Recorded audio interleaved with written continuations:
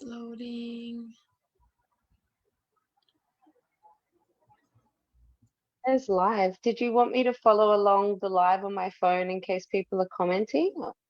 Yes, I do the same. Hello, everybody. I am live. Welcome to Christine Talks. To Sara Elice today, our somatic sex and relationship coach and educator. I would love to let her herself and tell us a little bit about the work she is doing before we dive deeper into all the questions I do have and whatever else wants to come through in our conversation today. Hello, Sara, and welcome. Hey, thanks for having me. Yeah, it's nice that we finally got to go live. I know this has been a couple of weeks in the planning, so yeah, it's good to be here. So yeah, I'm a somatic sex and relationship coach who lives locally on the Sunshine Coast, and I've been working in this field for about 4 years now. But yeah, I was in like my mid-20s, so I'm almost in my mid-30s now. So about 7-8 years ago, I discovered sort of erotic embodiment, sacred sexuality work, and that's sort of how I got on this path. And yeah, even at that time, when I discovered this, I realized that this was something that I needed to journey, not only for like my personal journey and healing, but I knew straight away it was like this soul calling. But as you can imagine, it's a pretty edgy thing to come out to your family and your friends that you want to be a sex coach. Yeah. So it took me a couple of years to sort of, like explore it on my own. And then I started studying holistic counseling and some like energy healing and spiritual sort of modalities. And then, in 2018, I finally studied to become a Kundalini dance facilitator. And that's how I started sharing this work. So since 2018, I've been, studying like different things like neo-tantra, tantric bodywork, feminine arts, intimacy coaching. And I've facilitated over 100 in-person events since 2018 as well. And ran lots of different online programs and created online courses, and now I coach people one-on-one and I coach couples, and right now I'm in the transition of motherhood, and so my work is sort of slowly finishing up for the time being, but my focus has been on supporting busy women and mamas to come into their body and to reclaim their pleasure and create healthier intimacy and harmonious relationships with men.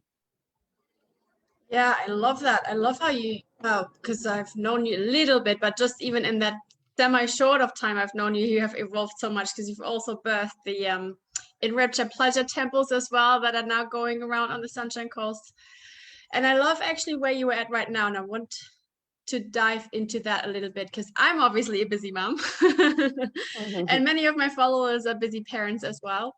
And I have lately come around polarity, right? And it's like whatever it is, but it's in that polarity work, what they are teaching is to just completely drop the self-pleasure and masturbation in that sort of way, right? To actually in that way create more intimacy and connection with your partner and polarity. So now I'm wondering, actually, I would love to hear your insights around that, because as far as I understand, giving to yourself and meeting your own needs is actually really important in creating what it is that you want, right? So I'm wondering what your insight is on this. Yeah, there's a lot of different polarity coaches and theories out there that I don't really 100% resonate with, to be honest. And that's the first I've heard of that. But that's definitely not something that I resonate with. I think it depends on the way you look and relate to self-pleasure. So for me, masturbation and self-pleasure, they're a little different. So masturbation is, more genital focused. It's generally more like friction based, and the goal is orgasm, is climax. Yeah. Whereas the way that I explore self-pleasure is through just pleasuring my body. Yeah. And that could look like dancing and moving energy and touching myself and just exploring where it feels good on my body and what feels alive and giving that expression.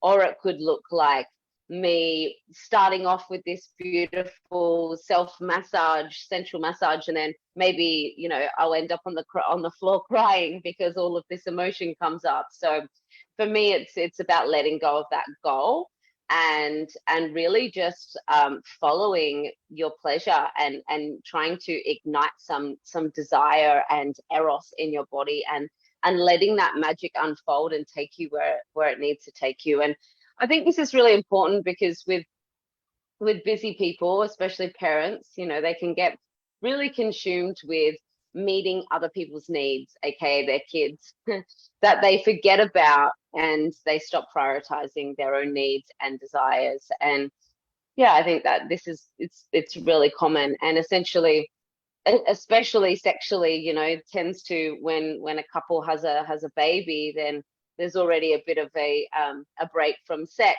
you know, because women can't have sex straight away, and then they're tired and they're busy, and this is something that slowly just starts to they become further and further away, like intimately, on an intimate sexual level. And I think that, you know, more people need to realize that sex in a long-term partnership, it will change, it will ebb and flow, and it is just like a relationship. It's something that we need to continuously work on. And our relationship to sex with another begins with our relationship to sex with ourselves.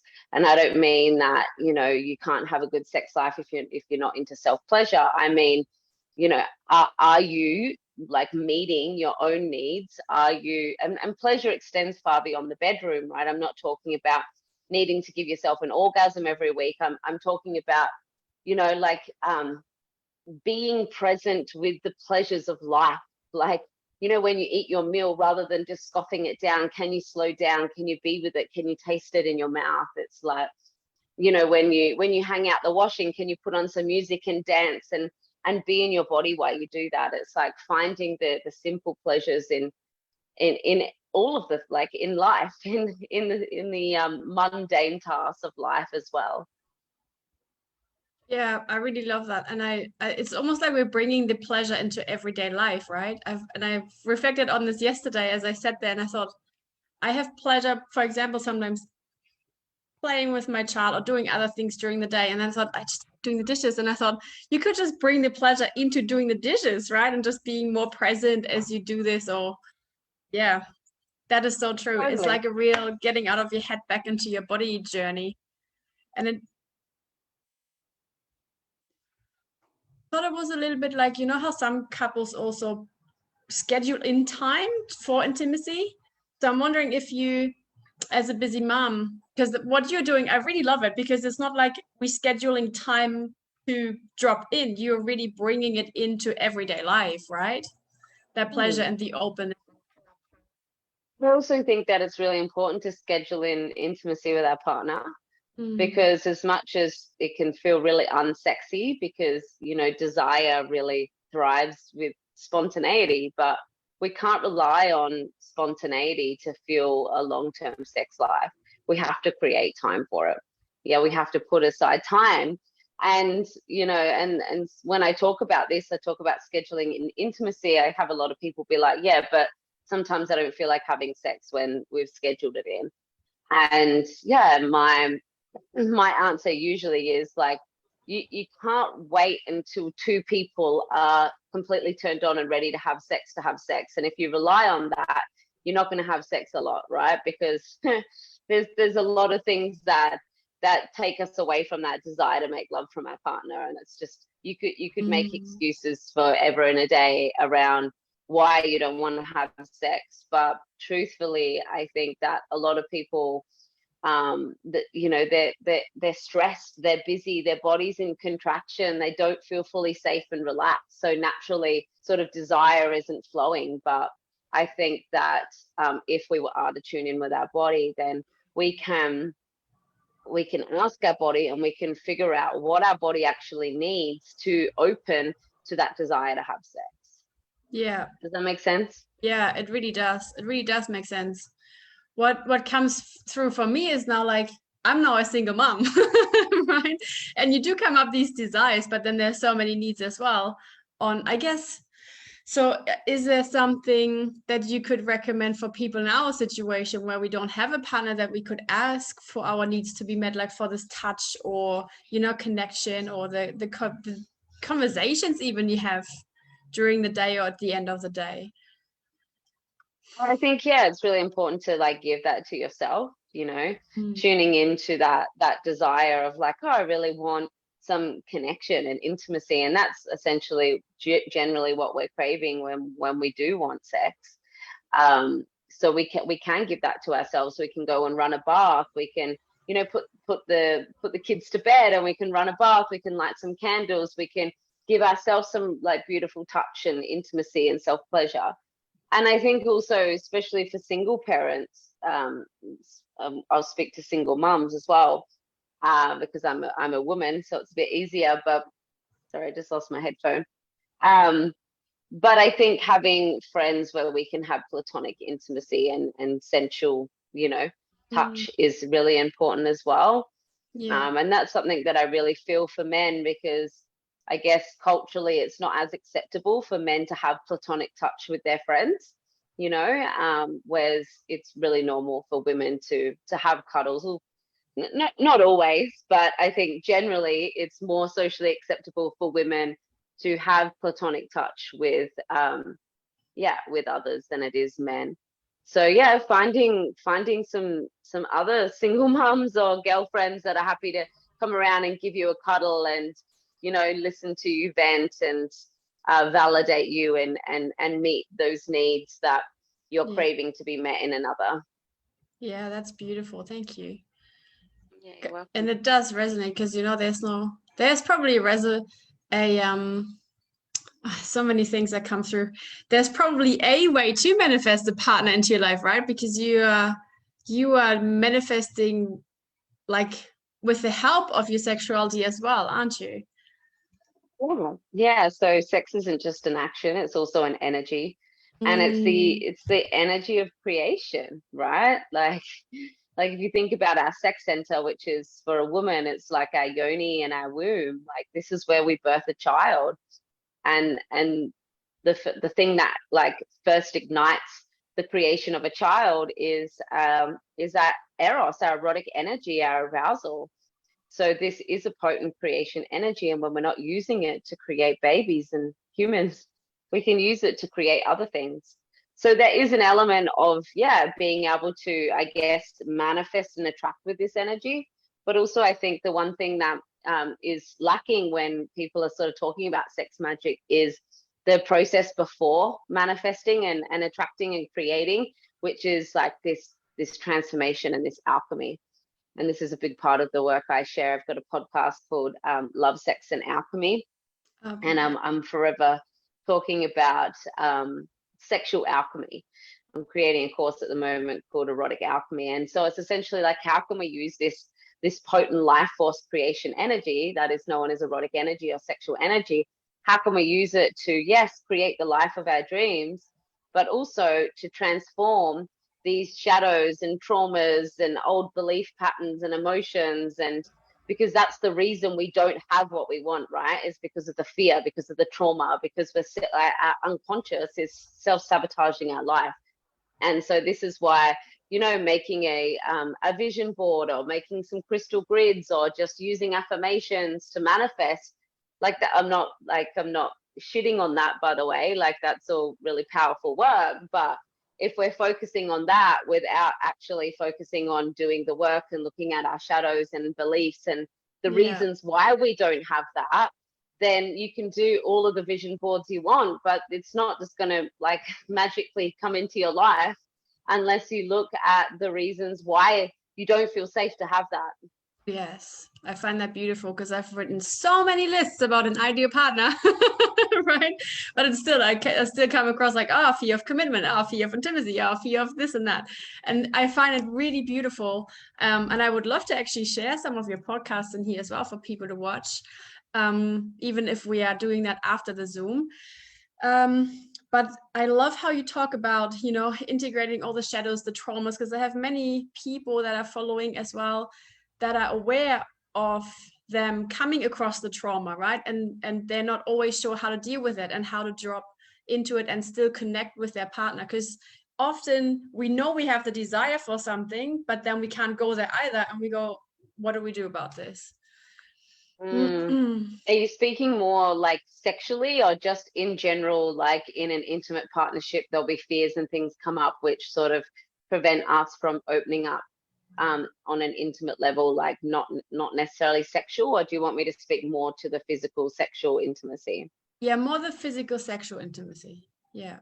Okay. So can I ask, when you have heard these stories or, questions from people, are they talking about things like, there's shame coming up in their body, and old stories and old patterns that are holding them back? So you mean?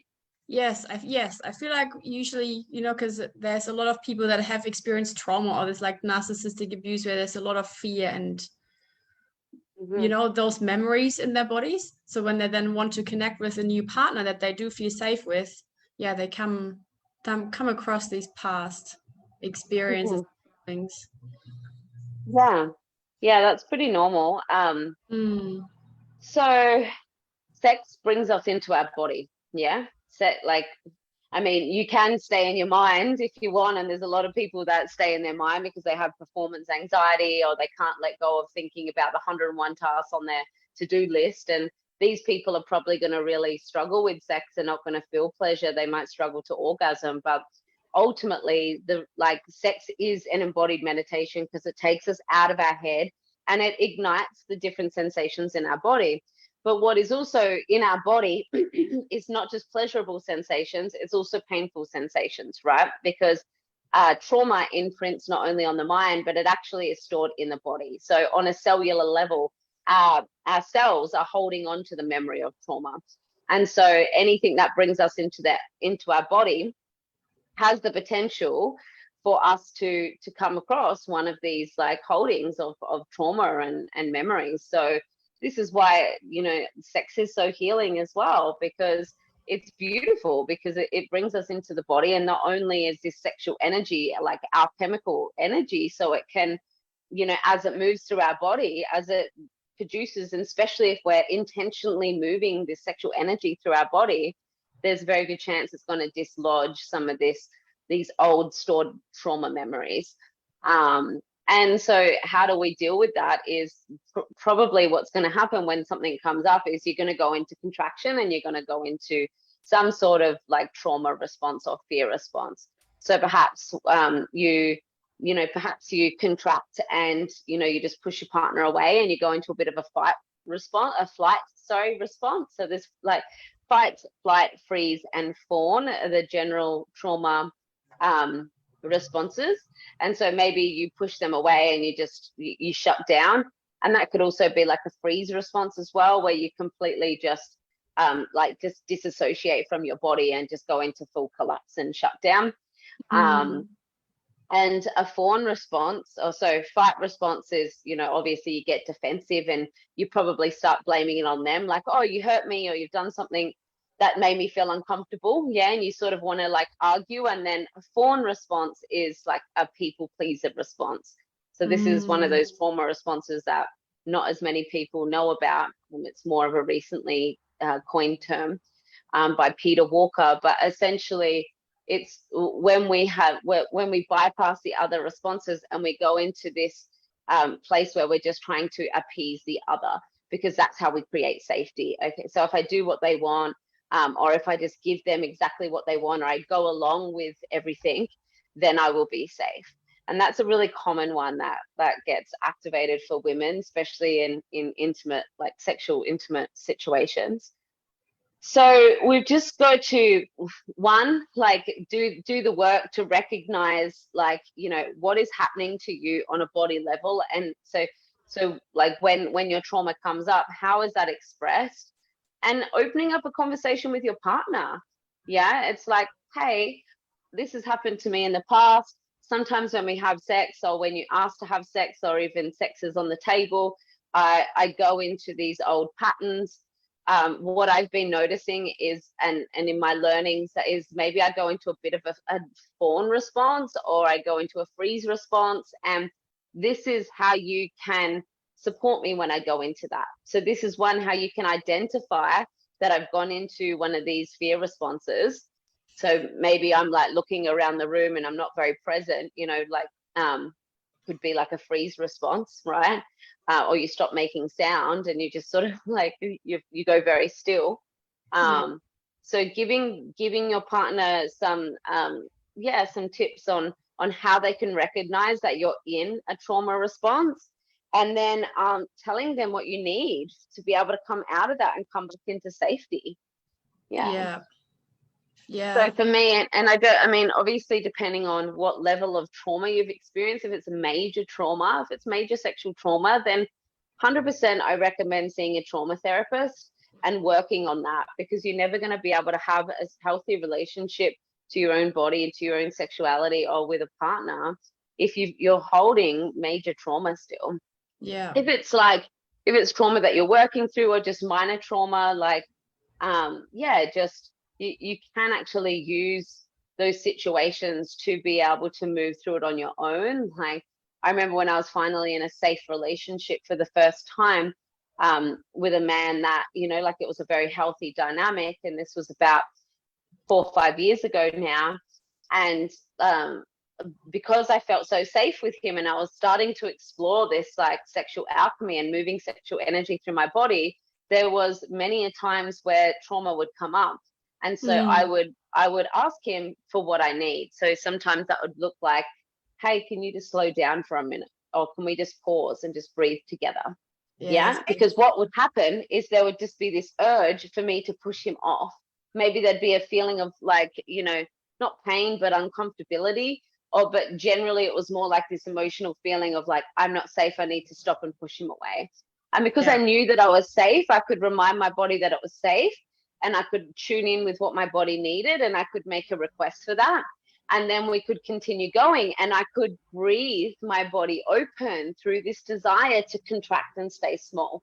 And that's when generally I would end up having a really amazing cosmic orgasm. And often I would end up crying or moving through some emotion in my body afterward. And it actually got to the stage, like, I ended up breaking up with that partner, and I was single for 2 years before I met my current partner. And in that time where I was single, I was sexually exploring with a lot of different men, and relating in more poly ways. And before I would open up intimately and sexually with a partner, I would let them know, hey, sometimes during sex I might cry, or emotions may move through me, and you know, I don't take it personally if it does, and this is how I need, you know, this is how I would really love you to respond or hold me if that happens.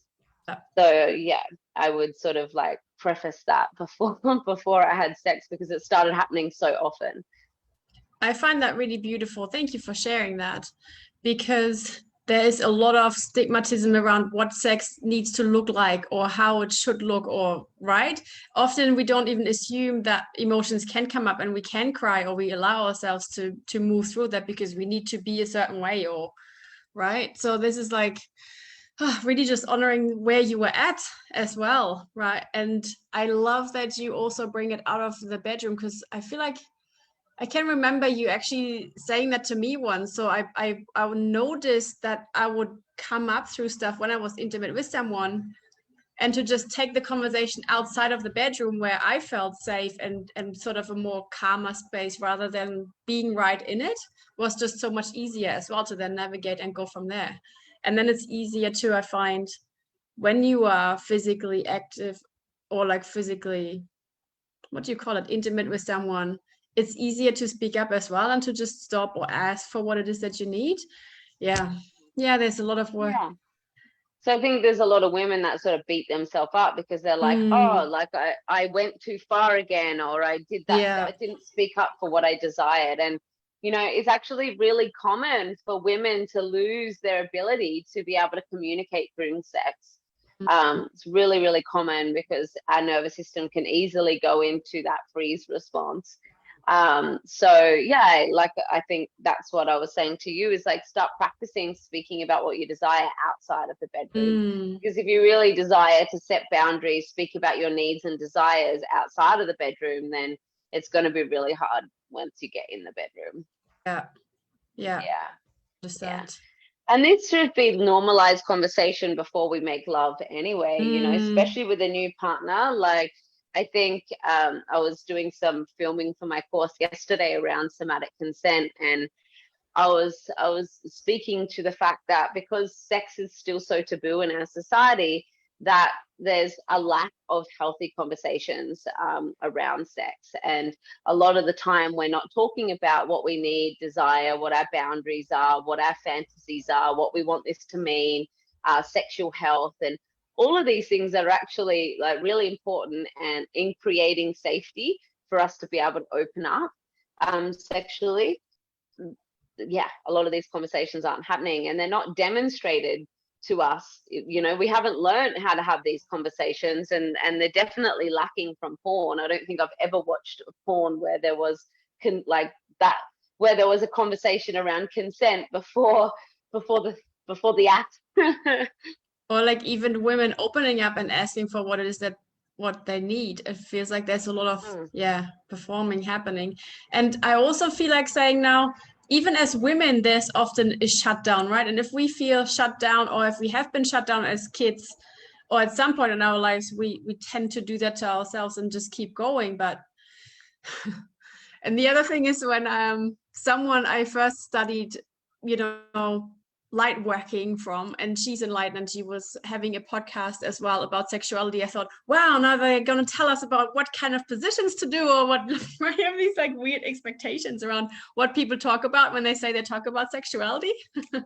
And then it's actually not even about that, right? There's so much more deeper pleasure and intimacy you can experience just from feeling safe and opening up and moving through all those feelings with someone else that we know. Totally. And like, that's what we need as women, you know, like, and this is where men and women are a little different. Like, I think all humans, we need to feel safe to be able to fully open to another being, for sure. But generally women, especially, their positive pole, like how their sex opens is through their senses and through their heart. So we really need to feel met on a heart level, on an emotional level, on like we need to feel like a heart connection, or that it's safe to be in our heart and to be in our softness and innocence for our sex to fully open.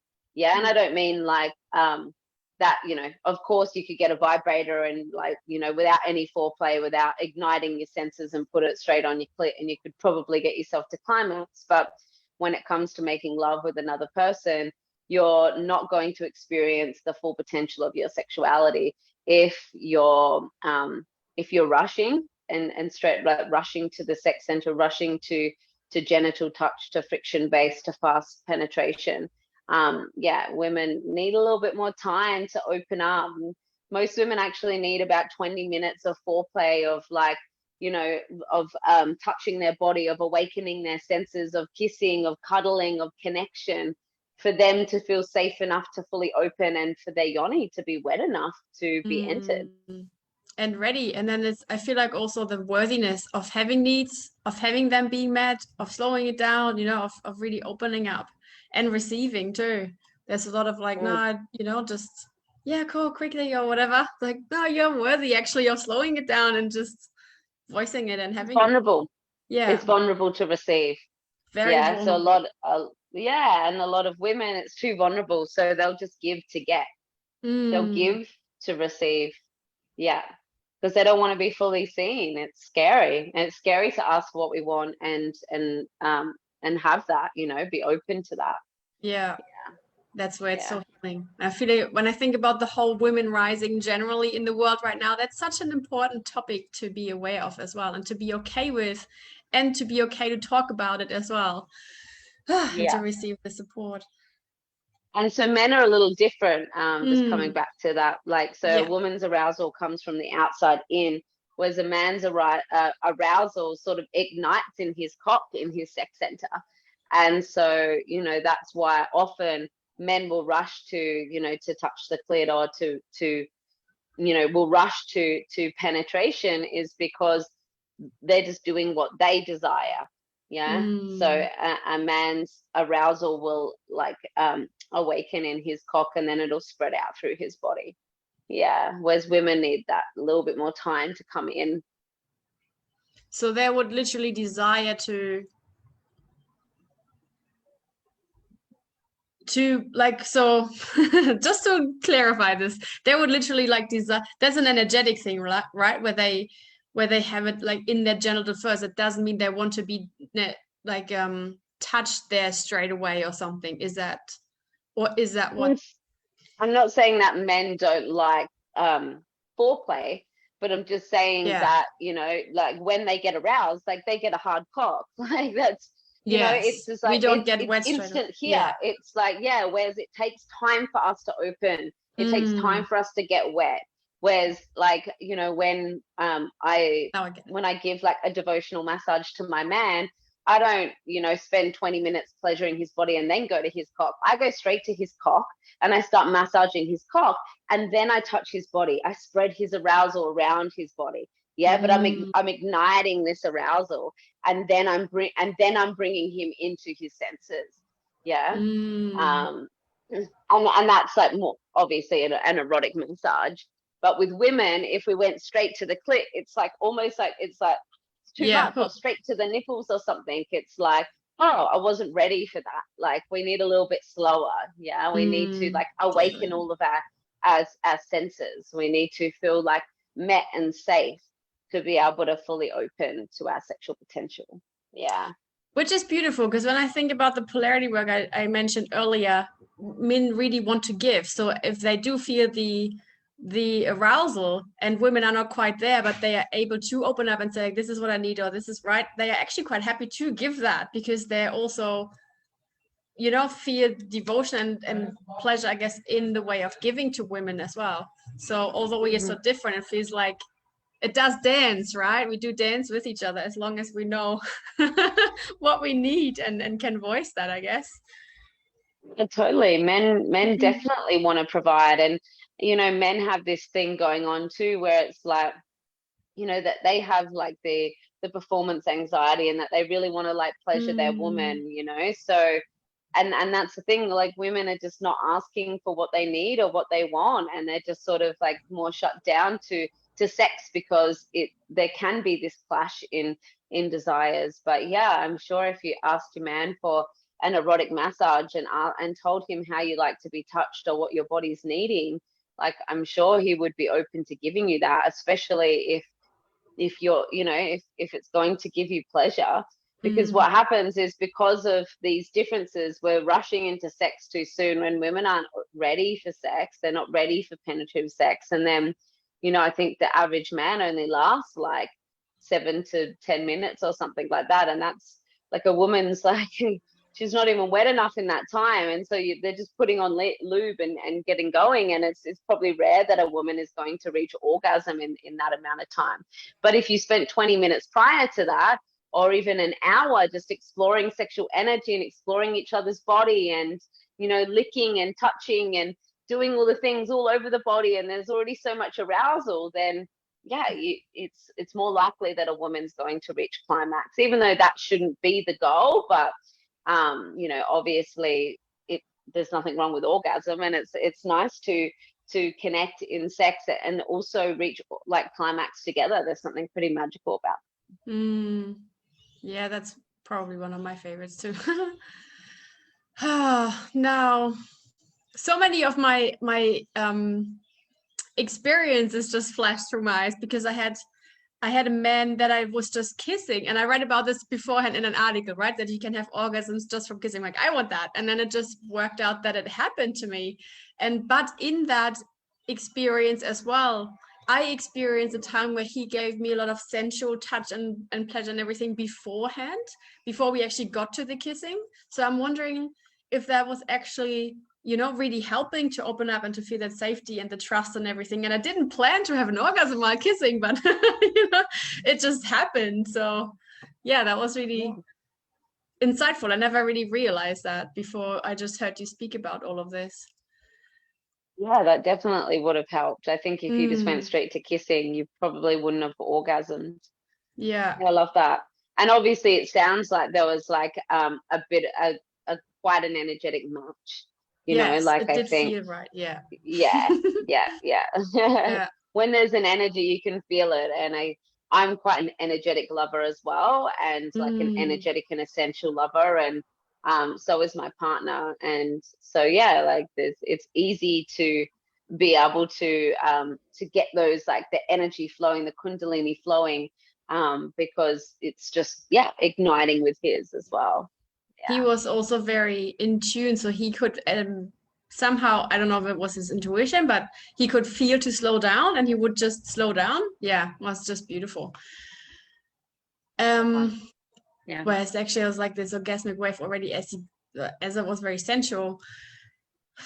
And that also reminds me, as you speak about energetics, I was sharing in my group yesterday about erotic blueprints as well, that you can find out your erotic blueprints too. And I'm actually a shapeshifter, so I'm a little bit of everything. I love that. And I found Great. that really helpful, just in understanding. I'm like, oh, well, so I don't have to actually be extra kinky like I see other people enjoying themselves. It's normal for me to just go to that degree, but also like all the other things, like I find that it gave me a little bit of reassurance, I guess. Yeah. To where I'm at. Yeah. I think it's sort of like learning, your love language. It's sort of like learning the language of your sex. So yeah, I definitely feel like it's worth doing the quiz and finding out your type and exploring that. Yeah. And I also wanted to touch on somatic, because you're a somatic sex educator, right? And I was wondering, I would like to speak about that. So what does that mean? What does that look like? There's like certain exercises or tools that, especially when it comes to somatic. Yeah, so somatic, just like soma is the body. So anything that says like somatic therapy, it's body-based therapy. Yeah, so most things, like most sort of usual talk therapy, like psychology and counseling, it's more just based on the mind. Unless they do take you through practices, but a somatic therapist is aware of the body and how trauma imprints and affects the body, and is trying to take their clients from a journey from living here back into here and back into the body. So the reason I call myself a somatic sex and relationship coach and educator is because I'm very big on embodiment work. And as I've already mentioned, trauma is stored in the body. So we need to come into our body to heal from the past, and to be able to create a healthier relationship with our body, our sex, and intimately with others as well. So there's lots of different tools, but the real like basic tools of embodiment is breath, sound, movement, and touch. And any combination of them is really going to drop you into your body, and has the potential for you to explore some of this contraction and holding and stuck emotional energy that we hold in our body. And for me, like, my work is like it's a full body awakening. I love that, because so much when we listen to podcasts or we learn a new thing, it gets stuck in our head and we know, but then it's like okay, let's do this and actually practice. That alone sometimes brings us through the resistance or past wounds, or like some sort of carefully set distorted beliefs that we had, where we think love is sex or whatever, right? But once we clear all of that, I feel like, yeah, then you do become embodied, and it's easier to, yeah, live really, Mhm. right? What you're practicing and preaching. Yeah, totally. And it's all about like this work is very much like it's experiential. It's not something that we can just learn on a Mm, logical level. It's something we need to experience, especially like embodied or conscious sexuality. This is something that we feel and experience. So yeah, using these tools in whatever way that looks. Sometimes, this morning I was super tired, and I sometimes I'll like dance and move and breathe in the yard. And this morning I just wanted to sit there and just connect with my body and bring a little bit of gentle touch, and really just intentionally draw my breath into my body. mm. And yeah, sometimes that might look like me fully shaking my body or having a dance. And yeah, so yeah, it's just about using these tools to come into the body. Yeah, I it's a big part of my work, Yeah. and when I work, like especially one-on-one with clients, I'm helping them to figure out what their body needs to be able to open to sex or be able to open to intimacy. Yeah. Yeah, I find that beautiful to listen to you, because I'm realizing that as you sit and just feel into what you need, it's easier to go through the day, and then also in the partnership or even with children to say what you need. Because often we get stressed and then we get, no, you need to be quiet before. No, it's actually like, maybe I just pull back and take a bath and let you play for a little bit. For example, when it comes to parenting or in sexuality as well. There's so many things that it just came to my mind. It's such a big spectrum, yeah, to It talk is. about, because you do this also on a daily basis, right? Those, drop in Embodiment and work. doing the movements, and yeah. Yeah. Yeah, and I'm human, and some days I don't prioritize like having a practice, No, but yeah. most days I will, and I notice the difference when Mm, I give myself that time in the morning.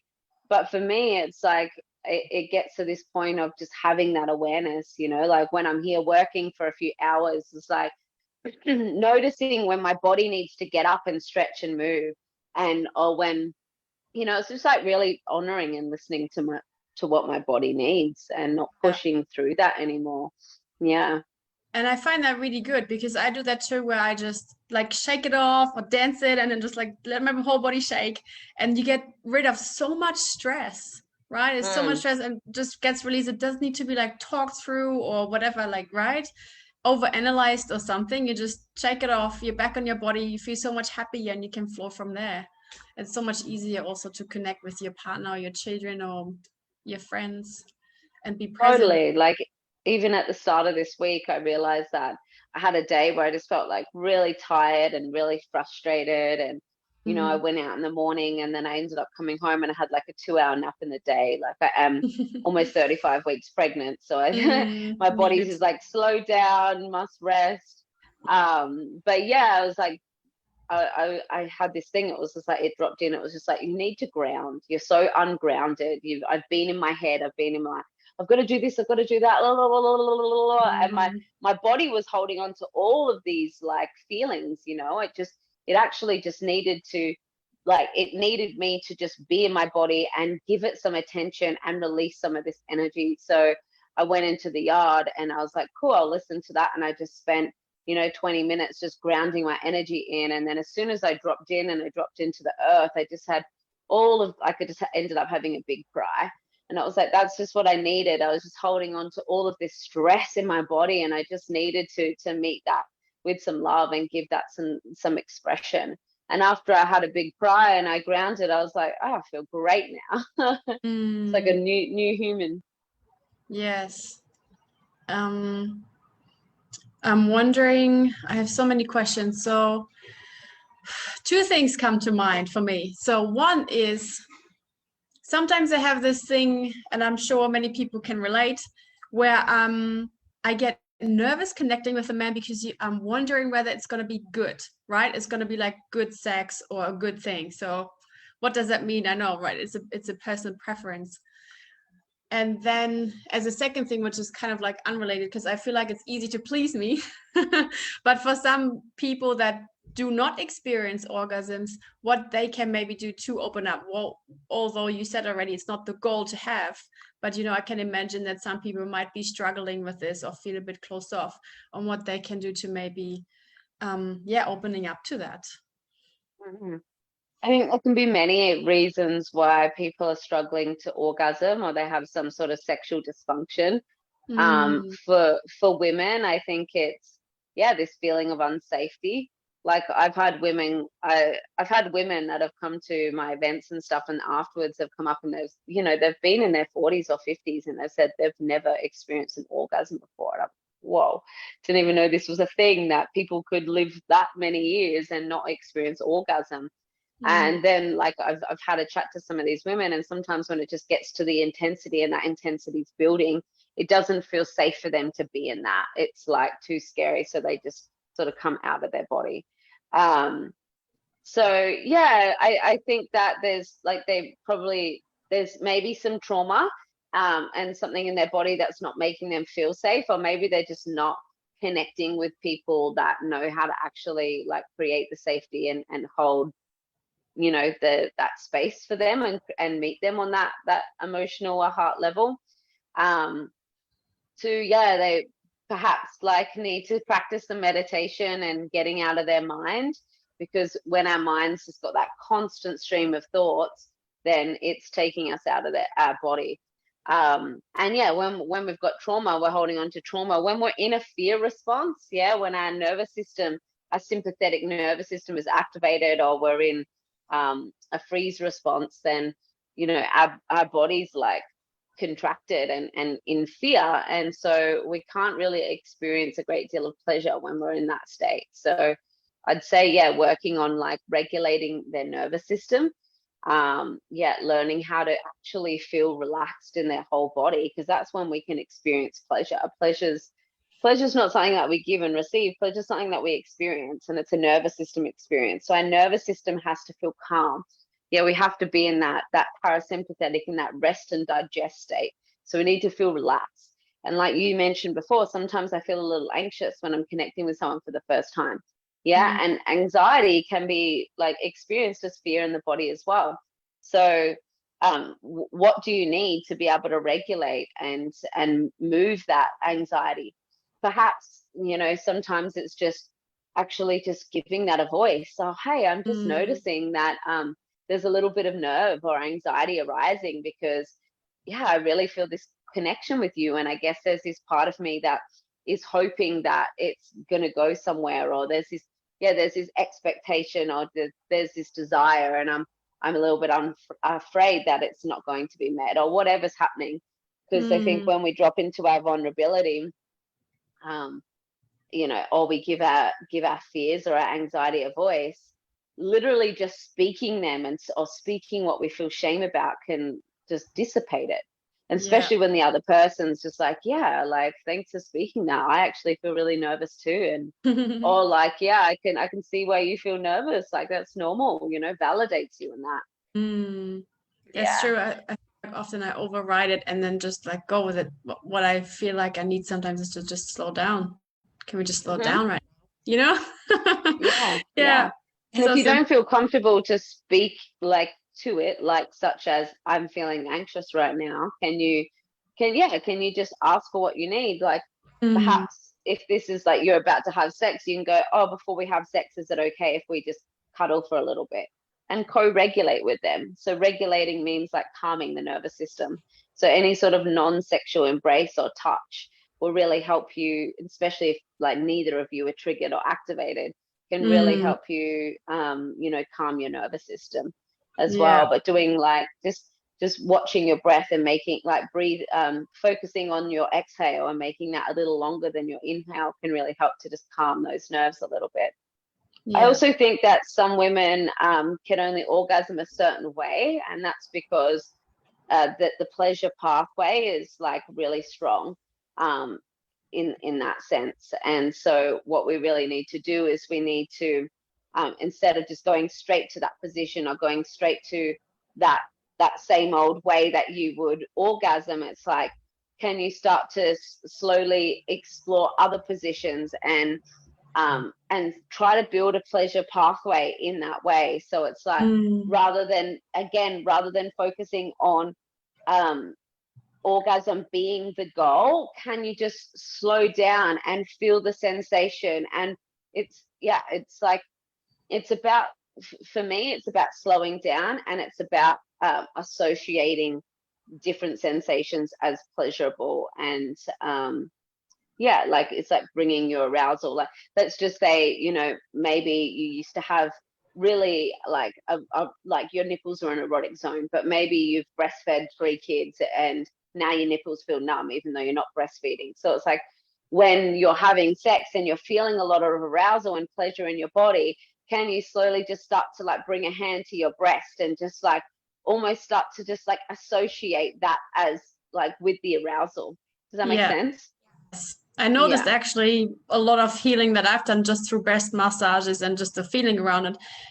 You associate a lot of that through breastfeeding and children, and there's like, your body is still yours. It's still also, you know, it can also be, like a place of for your arousal. So it's not just that anymore. But if we have kids, we not just associate them breastfeeding, but also the stress sometimes that comes with it, right? The sleepless nights, the being there for them, meeting them. So there's a lot of things that you let go of as well when you reconnect, new ways with that. That's really beautiful. Totally.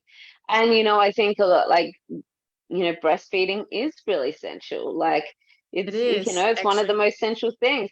And people feel wrong because there's women that breastfeed and then they start feeling aroused because someone's, you know, sucking on their nipple. Duh, like, of course there's going to be arousal, but they shut that down and they're like, that's wrong. This is my child breastfeeding. And of course, that is going to like turn into a numb spot. There's going to be no arousal there if you don't give it permission. Yeah. Which is so beautiful. What you said earlier, there's just the lack of communication and for it to be okay, right? Because you're like, should I? No. And like, also just taboo. Like, I was reading in a book somewhere the other week that there was a lady that called up like a breastfeeding hotline. I think this was over in the US.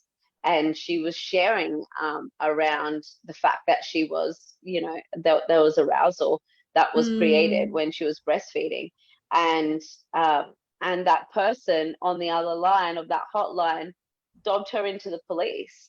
You know, like, how ridiculous is that? Like, and this is why it's been shut down, because we've been told that our sexuality is shameful and that our desires and our arousal is shameful.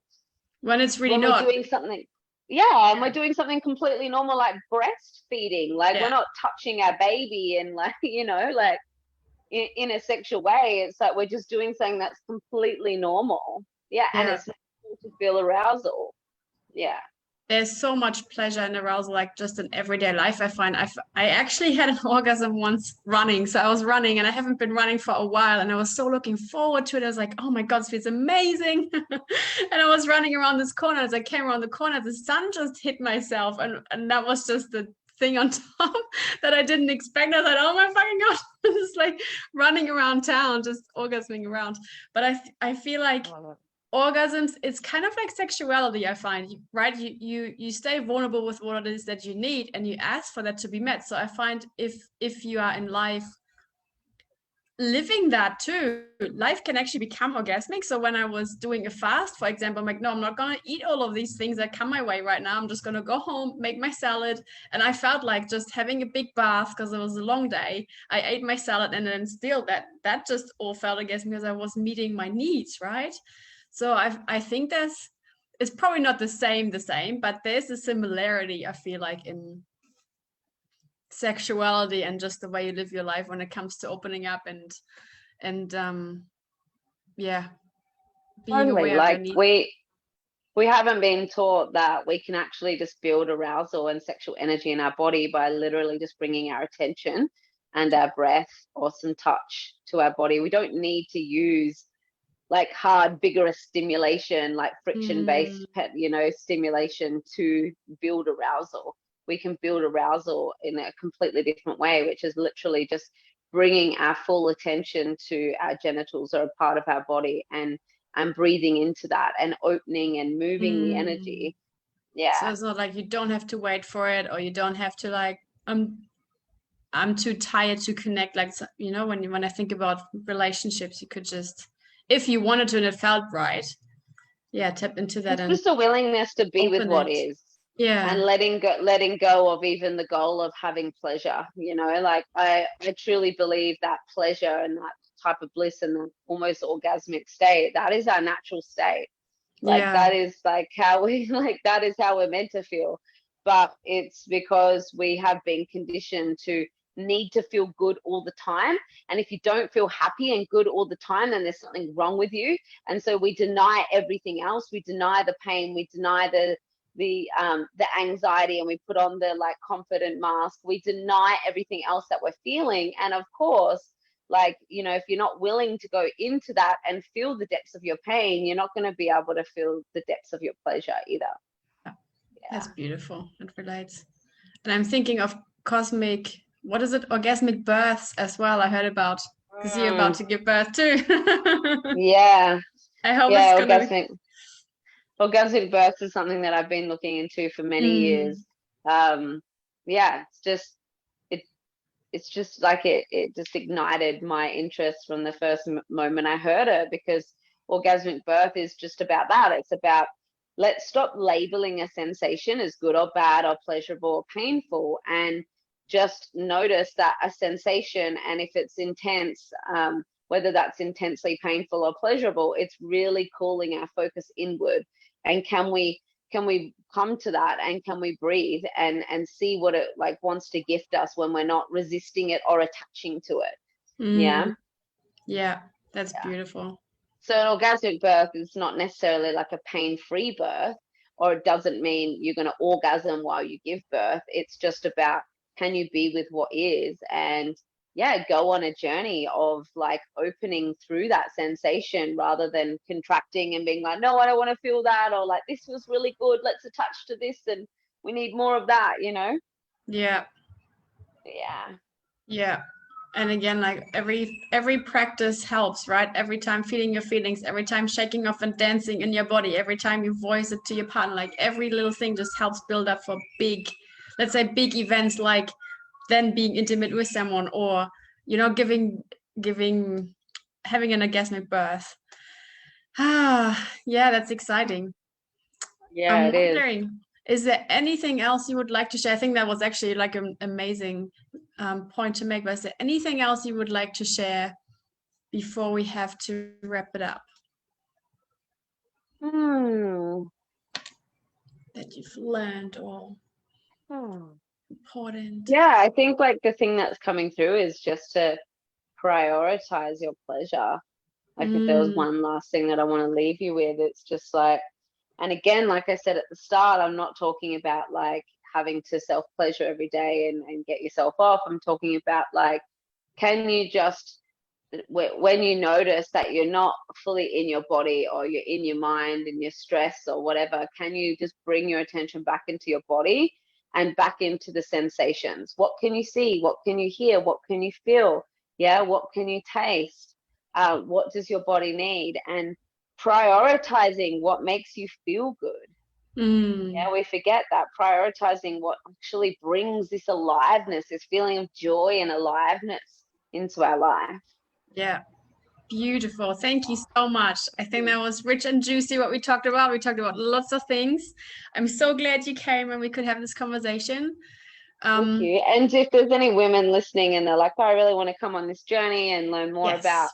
sexual alchemy and pleasure and all of that, I am creating a course at the moment. It was supposed to be done by now, but you know, things are going a little slower because I've been sick and I'm pregnant. But in the next week or two, that will be available. And it's just a self-paced course. It's only going to be $397. It's going to have 6 modules, all with like videos and audios and different practices. And so it's a real journey of like slowly coming into the body, creating that safety in the body, learning how trauma imprints the body, how it's expressed. And it's like a real, you know, deep journey in like what's the word I'm looking for? It's like it's a journey of you becoming curious of what your relationship is to your body and your sexuality, liberating yourself from shame, finding that sexual confidence, and then exploring your sexual energy and exploring these different aspects of your sex as well. Yeah, beautiful. Yeah. What's the best way to get in contact with you there? Through Facebook? Yeah. So Facebook. So if you're watching this, you can just click on my profile and send me a message and add me. Definitely send me a message if you're going to add me, just because you might get lost in the hundreds of ads that I get. Or you can look me up on Instagram. I'm Sacred Embodiment, all one word. That's my business name. My website's a little out of date at the moment. I'm working on updating that, but that's www.sacredembodiment.com.au. And yeah, when my course is finished, I will send you a link and you can pop that in your group if you like. Yeah, I'd love to do that. Yeah. Awesome. Beautiful. Awesome. And I'll give you a discount code for any of the ladies watching as well. Yeah, that's awesome. Thank you so much for that. That's exciting. Yeah, thanks for having me. Yeah, thank you for coming and good luck. And I hope everything does go as planned and as you intended to do with your baby and for the last couple of weeks and the birth and beyond. And thank you so much for coming here. Thanks. Yeah, thanks for having me.